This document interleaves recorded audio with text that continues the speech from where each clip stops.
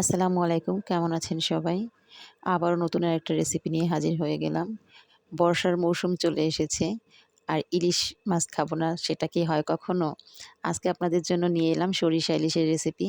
আমি বাসায় কিভাবে সরিষা ইলিশ রান্না করি আজকে আপনাদের সঙ্গে সেটাই শেয়ার করব। তো চলুন শুরু করা যাক।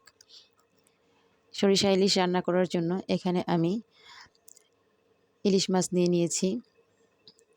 ৬ পিস মাছ নিয়েছি এখানে আমি। আর সাথে নিয়েছি আমি সরিষা বাটা আর নিয়েছি পেঁয়াজ বাটা।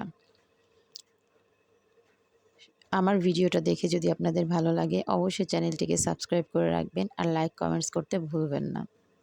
আমি এখানে একটা প্যান নিয়ে নিয়েছি, তার মধ্যে দিয়ে দিলাম পেঁয়াজ বাটা, হাফ কাপ পরিমাণে পেঁয়াজ বাটা দিয়েছি আর দিয়ে দেব সরিষা বাটা। সরিষাটার সঙ্গে আমি ৪-৫টা কাঁচামরিচ দিয়ে তারপর ব্লেন্ড করে নিয়েছি। তারপর এখানে দিয়ে দেবো আমি স্বাদ মতো লবণ আর দিয়ে দেবো হাফ টিস্পুন হলুদ গুঁড়ো, সামান্য একটু লাল মরিচের গুঁড়ো আর সবশেষে দিয়ে দেবো এখানে আমি পরিমাণ মতো সরিষার তেল। পুরো রান্নাটা আমি সরিষার তেল দিয়েই করব।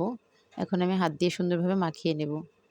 আপনারা অনেকেই অনেকভাবে খান, অনেকে আদা রসুন ইউজ করে, কিন্তু আমি পার্সোনালি মনে করি সরিষা ইলিশের মধ্যে কোনো এক্সট্রা মশলা দিলে আসলে ইলিশের যে ফ্লেভারটা ওটা থাকে না, মাছের টেস্টটা আমার কাছে খুব ভালো লাগে না। তাই আমি এটা ব্যবহার করি না। আপনাদের ভালো লাগলে আপনারা একটু আদা রসুন ইউজ করতে পারেন। তবে আমি বলব এভাবে রান্না করলে আমার কাছে মনে হয় সরিষা ইলিশটা বেস্ট লাগে সবচেয়েতে। এবার আপনার এখানে কয়েকটা কাঁচামরিচ দিয়ে দেবো আমি। আর কাঁচামরিচটা দেওয়া হয়ে গেলে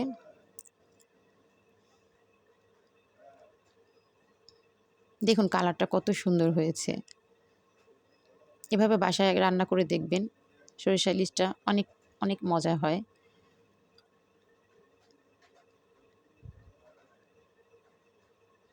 এখন দিয়ে দেবো এখানে আমি পানি। এবার চুলাটা অন করে আমি অপেক্ষা করব একটা বলক আসা পর্যন্ত। বলকটা চলে এলে আমি ঢাকনা দিয়ে এটাকে ঢেকে দেব। এবার অপেক্ষা করব ৭ থেকে ৮ মিনিট। ফিরে এলাম। দেখুন রান্নাটা কিন্তু হয়ে গিয়েছে প্রায়। এখন আমি এই পর্যায়ে আবারও সরিষার তেলটা দিয়ে দেব। এই পর্যায়ে সরিষার তেলটা দিলে কালারটা অনেক সুন্দর হয়।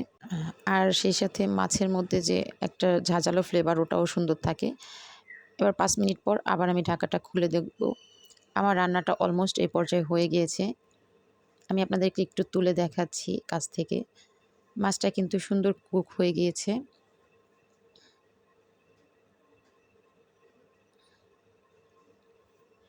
দেখুন আমি গ্রেভিটাও আপনাদের একটু দেখিয়ে দিচ্ছি যে কেমন হয়েছে।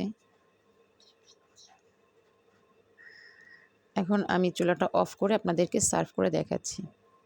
এই দেখুন আমার সরিষা ইলিশের ফাইনাল লুক। আপনাদের ভিডিওটা দেখে কেমন লাগলো অবশ্যই কমেন্টসে জানাবেন। আর ভালো লাগলে চ্যানেলের সাথেই থাকবেন। আর অবশ্যই বলবো এভাবে বাসায় একবার হলেও ট্রাই করবেন সরিষা ইলিশ। আপনাদের সবার খুব ভালো লাগবে, পছন্দ হবে। সবাই ভালো থাকবেন, সুস্থ থাকবেন। আমার জন্য দোয়া করবেন। আজ এই পর্যন্ত। আল্লাহ হাফেজ।